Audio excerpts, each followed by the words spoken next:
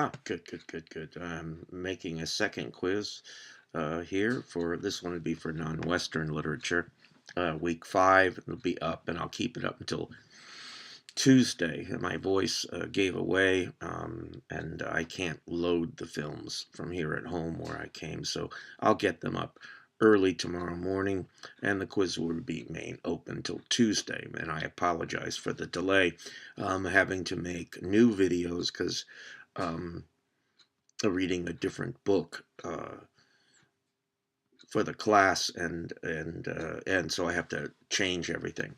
I'm only going to go up for the first 25 or 26 pages. Excuse me. Of Crick Crack Monkey. We'll jump in a bigger way next week, where you can really get into it. So there'll be 20 questions on this quiz, beginning with some of the other literature that we discussed and that you presumably have read. The One of the things to bear in mind, I didn't really bring this up in class, but most of the population in Latin America, which will include the Caribbean, um, are Spanish and Portuguese. We forget sometimes that the largest landmass and probably population-wise country of South America is Brazil. And in Brazil, they speak Portuguese.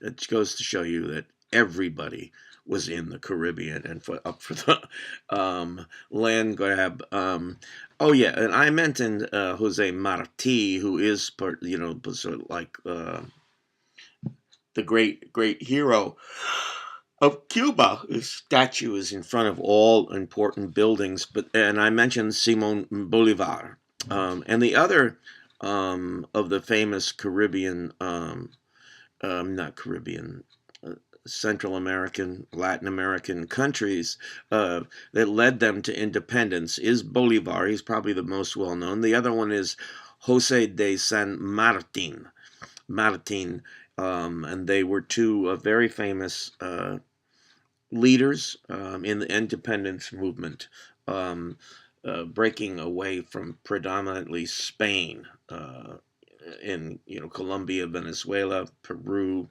Bolivia, um, Bolivia, Bolivar. There you go.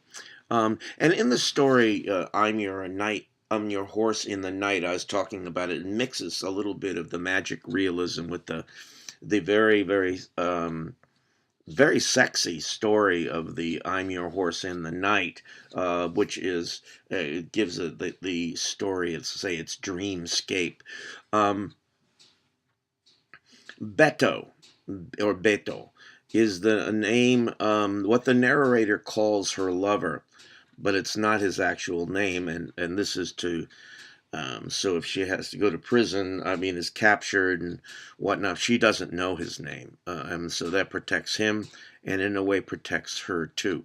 I did mention that in Argentina at the time, that the Valenzuela writes about a time when the rebels are trying to they're fighting against the tyrannical government of the I think it was the military junta took over, and really oppressed the people and murdered a lot of people, really a lot of them. They were all, well, they'll come up again, and there's a word for them. They're the desparecitos. Desparecitos is it's a past participle from the verb to disappear. So we say that they are the disappeared, and we'll come up again with the disappeared in the story Microbus to San Salvador.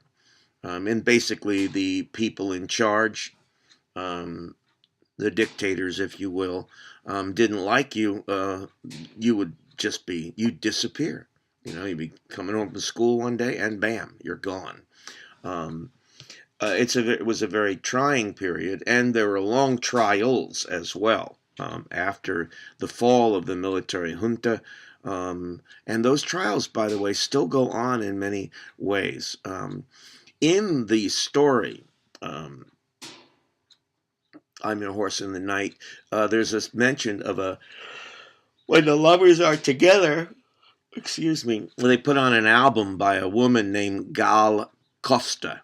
And I think there's a link there in the notes and whatnot. If you might listen to her. It's a beautiful, beautiful voice. Is a well-known singer from Brazil. She does sing in Portuguese. She may well sing in Spanish too, but I think you'll see. You give her a listen. Now, and as we were talking in class that about the Caribbean, and an increasingly, all the time, increasing major source of income for most of the Caribbean island economies is tourism. Um, when I was in Curacao, there's just like the dock. And when the boat is in, all kinds of other things open up. When the boat's gone, the town, the area kind of comes back to normal again. And everything is keyed to this business. And we talked about the rising importance of tourism, for instance, in Cuba. Um, you also read a poem we discussed a little bit um, in Girl, and in the prose poem is what I'd call it. I didn't have a chance to talk about this increasingly interesting form of prose that verges into poetry. Um, uses poetic devices, I should say, a lot. The mother, just disses the daughter. Uh, I mean, never. The daughter's comments are in italics, and the girl asks a question, and the mother just goes right by. We find all kinds of information in there about what you should do and what you should do to grow up to be a good girl. And even we have in there, about how you should prepare certain things so that you don't get red ants around. Those She also shows that she has beliefs in a lot of superstitions. Um, and so it's really an interesting read, and but it does fit in with this idea, and that's important in so much of the literature of non-Western literature, especially since the 70s. In those periods of times is as we've seen over and over, is the question of gender roles. We did read The United Fruit Company, um, and it's talking about the reign of the flies. We talked about that, and in this one, the poem Pablo Neruda is referring to the nasty dictators who ruled what have come to be called the banana republics. Including, run by, in the one name that comes up a lot besides Anaconda and whatnot is the United Fruit Company. Now, we've got another story which I didn't get as much time to spend on, but it's really a fun story because it's Phantom Palace. Um, and El Benefactor finances the building for his summer palace that he never visits. And in the end, Marcia Lieberman lives there. Basically, the road's no longer there, but the palace he's built it with marble imported from Italy. This is talking about this neo-colonial kind of rule. Methods that El Benefactor uses. And he finances with a dark mineral that flowed from the earth, probably oil. Not a huge thing from, if you will, from Chile.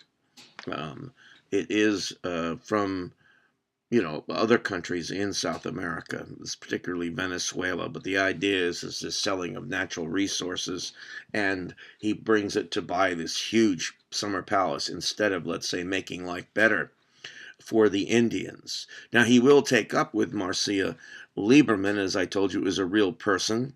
Um, and uh, and and her husband, who gets out of the country quickly when he's threatened by El Benefactor, her husband's the ambassador to the country, and he despises the country. She, on the other hand, finds it fascinating. And so in the end, she basically finds her place, powerless and as invisible um, as those Indians. These stories, like Phantom Palace, have a really strong political um, uh, I don't want to say message, I hate that word, but overtones. There are political manifestations in here, not necessarily specific in this case to any one of the South American countries, but it is about an attitude, and this would be something along the lines of the not only the treatment of women, this machismo, but also the treatment of the native people, the indigenous people. Um, Not just former slaves and whatnot, but you'll say that it still goes on in a country like, I believe it's Bolivia. Evo, you can look him up. He's the leader of the country. He's the first Indian elected the president of the country, and he's won a couple of elections, and he's always yelling about the United States too. So you might look it up, but this is changes that we're seeing in South America. Now, I talked about Nicholas Guillen. Guillen, Guill, Guillen, is a Cuban poet, idealist poet, a very big supporter of the continuing revolution.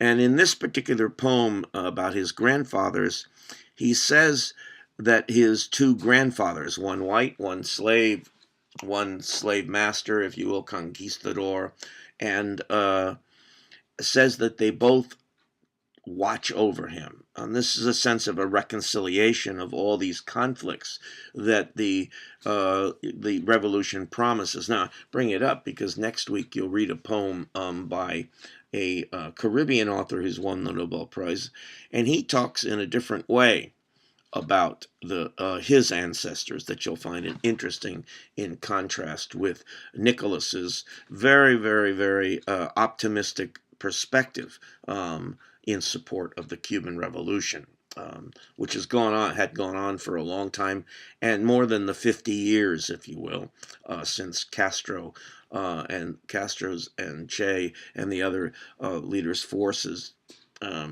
kicked Batista or made him leave the country.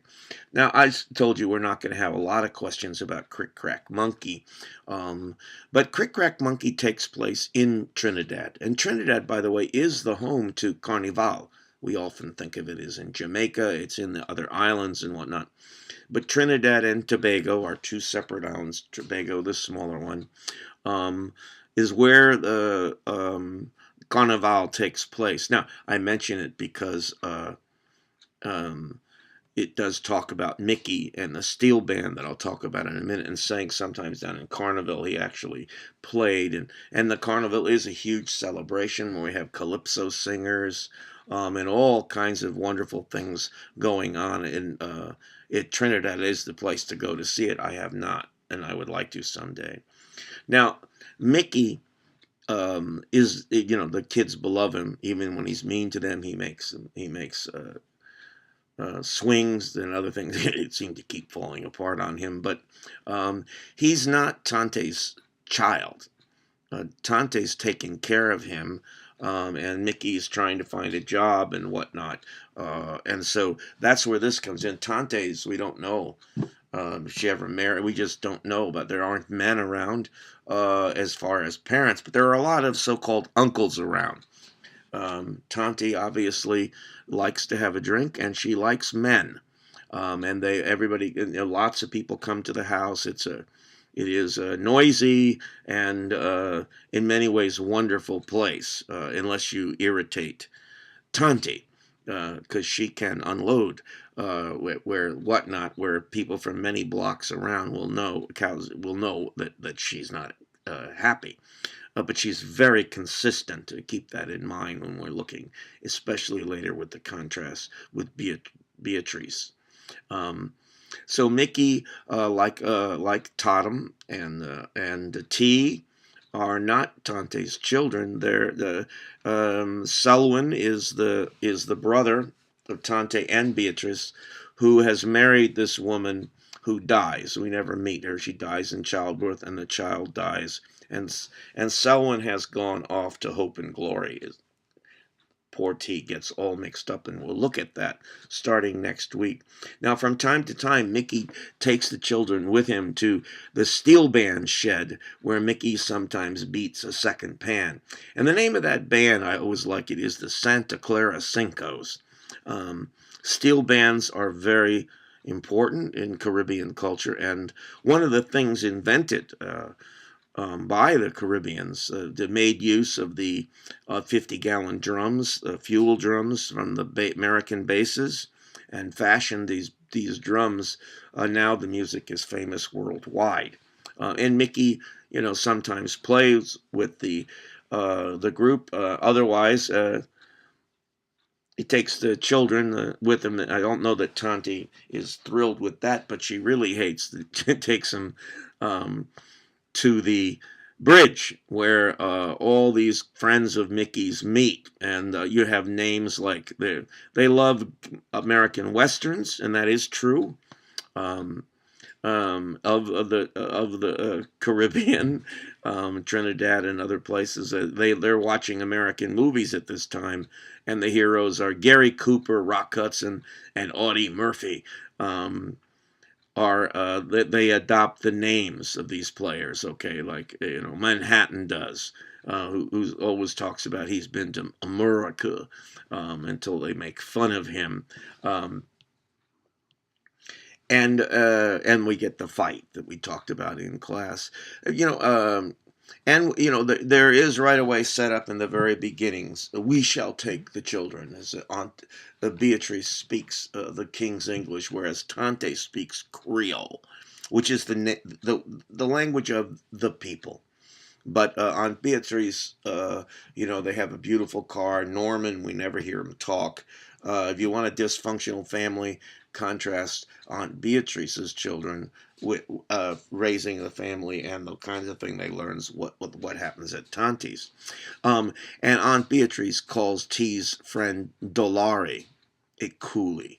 It's a derogative term like slopehead for Indians. From India. A lot of Indians in Trinidad, as I said.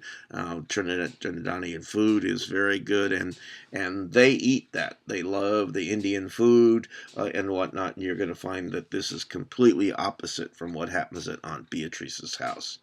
Now, one of the places I talked about that is of interest is Ma.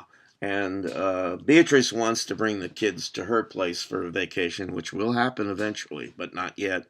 But Tante sends him into the country to stay with Ma, the grandmother. And she tells the children Nancy stories. This is Anansi stories are stories that come from the Ashanti, I think, in West Africa. And Nancy stories is what they call them in the Caribbean. Anansi, they just call them Nancy stories, and it has to do with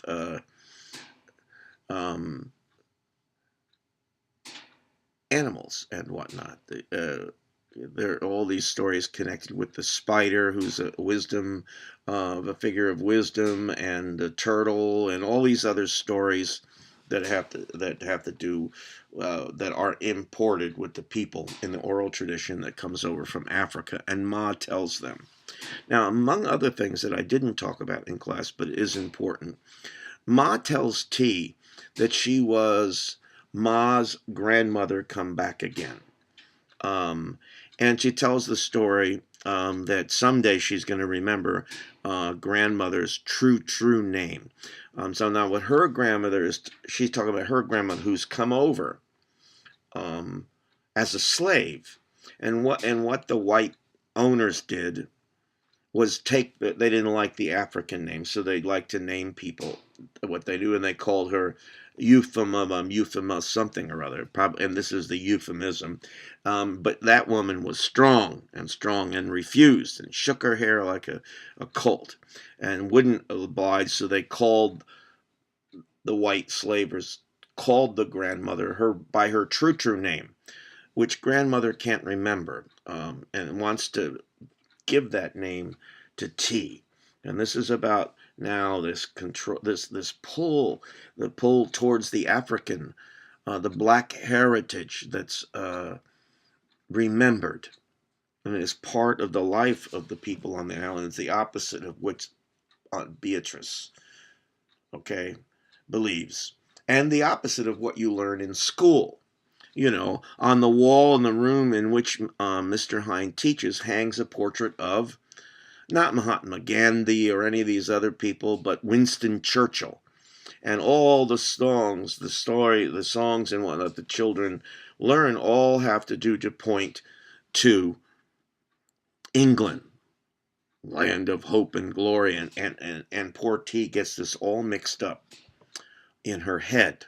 So you're seeing the different kind of pulls going on here, where you learn the alphabet based on things that have really not much to do with your life, or what you call them. And one of the words is grape. They had their own Creole word for grape, and the one kid gets in a lot of trouble.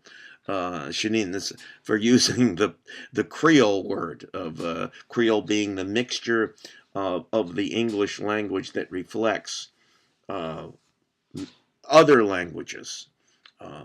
And it's pronounced in rapid fire, so it can be difficult to understand until you get used to the cadences. Now, but I love it. He's the one who calls the poor kids nincompoops. Because they're lesser than he is. I, who have almost been a lawyer in England, all this other kinds of stuff, doesn't see his reality, the foundation for his life as based in Trinidad, but in England, and this is one of the problems that goes on. And despite all his hoopla, the kids call him frog face, crapon face, and so he doesn't gain much respect from the children and doesn't deserve it, I suppose. Anyway, that's just for the test for this time. I'll be up in the morning, and I hope you all do a good job on it. I'll talk to you soon. And I'm still here because I want to press the right button. Okay, have a good weekend.